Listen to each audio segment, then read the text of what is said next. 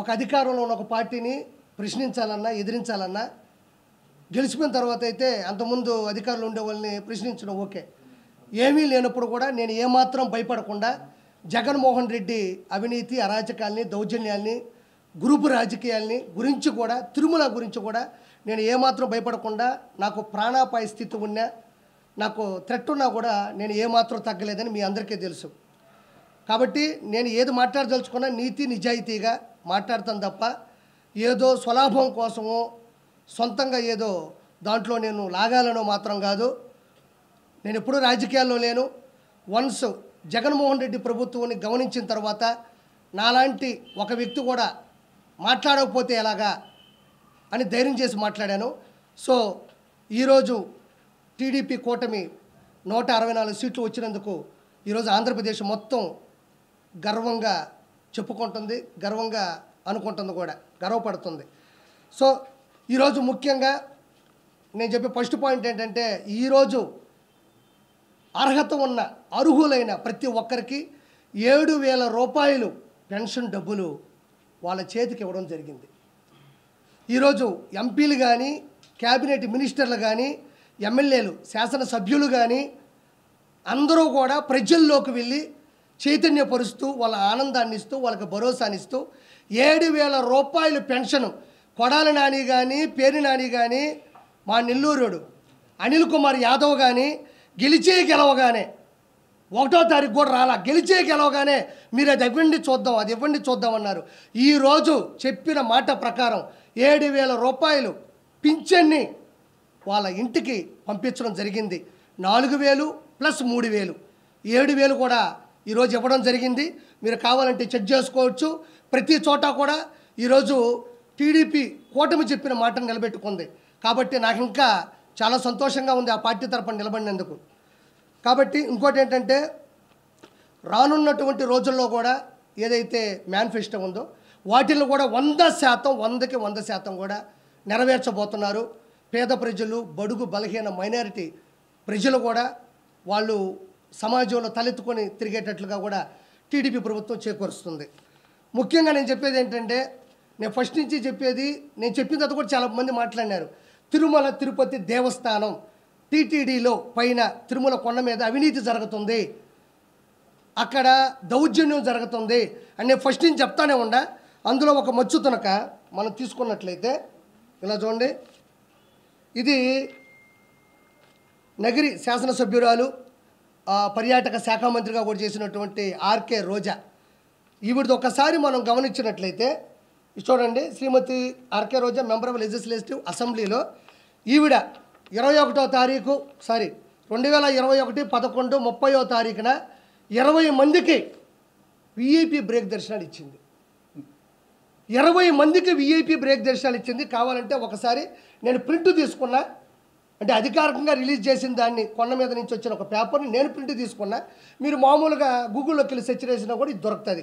20 మందికి M Srinivas Chakravarthi, K Ashok Goud, N Rammohan, R Lakshman Perumal, ఈయన చెన్నై అనుకుంటా.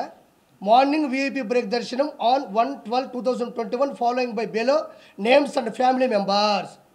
కింద ఆవిడ సంతకం పెట్టినటువంటి ఈ పేపరు.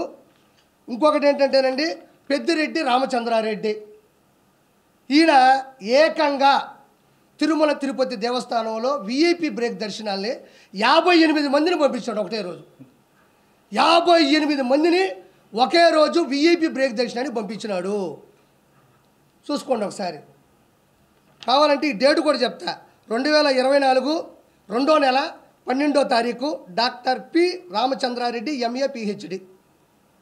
చూడండి, ఆయన సంతకం కూడా పెట్టాడు. 58 మందిని కూడా పంపించినాడు. అంటే పాపం ఏ క్యాడర్ అయినా, ఏ కేటగిరీ అయినా, ఏ ఎంపీ అయినా, ఏ క్యాబినెట్ మినిస్టర్ అయినా, ఏ సెంట్రల్ మినిస్టర్ అయినా, ఏ శాసనసభ్యులైనా, ఏ గెజిటెడ్ ఆఫీసర్ అయినా, ఏ సెలబ్రిటీ అయినా, ఏ విఐపీ అయినా, అధికారులు జడ్జిలైనా ఏదైనా కూడా టీటీడీ బోర్డులో ఒక రూల్ ఉంటుంది. ఎంతమందిని పంపించవచ్చు అనేది ఒక శాసనమో, ఒక ఫార్ములానో, ఒక ఫండమెంటల్ థియరీ ఉంటుంది. వీళ్ళు అడ్డదిడ్డంగా సంబంధం లేకుండా 151 సీట్లు వచ్చిన అధికార గర్వంతో అహంకారంతో అధికార దుర్వినియోగంతో 58 మందిని పెద్దిరెడ్డి రామచంద్రారెడ్డి 20 మందిని రోజా అంటే ఒక్క రోజులో అతను 58 మందిని ఈవిడ 20 మందిని పంపించిందంటే 151 శాసనసభ్యులు 22 మంది ఎంపీలు ఇంకా సెంట్రల్ మినిస్టర్లు క్యాబినెట్ మినిస్టర్లు అంటే ఇద్దరే ఇంతమందిని పంపిస్తే ఒక రోజులో 365 ఇంటూ 5 సంవత్సరాల్లో ఈ ఎంపీలు సెంట్రల్ మినిస్టర్లు క్యాబినెట్ మినిస్టర్లు శాసనసభ్యులు వీళ్ళందరూ కలిసి వాళ్ళు ఒక్కొక్క లెటర్ హెడ్ మీద ఎంతమందిని పంపించుంటారని నేను అడుగుతా ఉండా.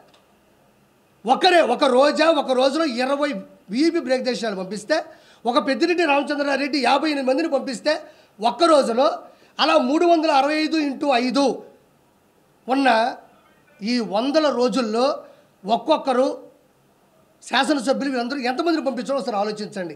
ఇదంతా ఎందుకు చెప్తున్నానంటే పోయినారు, దేవుని దర్శించుకున్నారు, అయిపోయింది.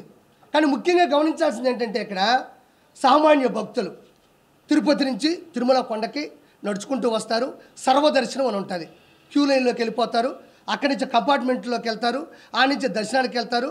ఆ తర్వాత బయటకు వచ్చి లడ్డు తీసుకుంటారు. అది అందరూ తెలిసిందే. కానీ కొన్ని లక్షల మంది కోట్ల మంది కింద నుంచి నడుచుకొచ్చే సామాన్య భక్తులు, డబ్బులు లేని వాళ్ళు, నిజమైన దైవభక్తి కలిగిన వాళ్ళు, మాకెలా వీఐపీ దర్శనాలు వద్దు, మేము డైరెక్ట్గా దేవుణ్ణే చూడాలనుకుంటున్నాం, అది కదా నిజమైన భక్తి అనుకునే వాళ్ళు కూడా పైనుంచి అదే కింద నుంచి పైకి వచ్చి క్యూ లైన్లోకి వెళ్తారు. ఈ క్యూ లైన్లోకి వస్తారు, కంపార్ట్మెంట్లోకి వెళ్తారు, దర్శనానికి వెళ్తారు. ఇక్కడ ప్రాబ్లం ఏంటంటే వీఐపీ దర్శనం, వీఐపీ బ్రేక్ దర్శనం ఇవ్వడం వల్ల ఎక్కడికక్కడ క్యూ లైన్ ఆగిపోద్ది. ఎక్కడికక్కడ క్యూ లైన్ ఆగిపోతుంది. వీళ్ళు పోతారు, వీళ్ళ హారతలు, వీళ్ళ పట్టింపులు, ఇంకా దగ్గరకు తీసుకెళ్ళడం, దేవుడితో మాట్లాడతామని చెప్పడం. దేవుడే మాట్లాడడం అది వేరే విషయం.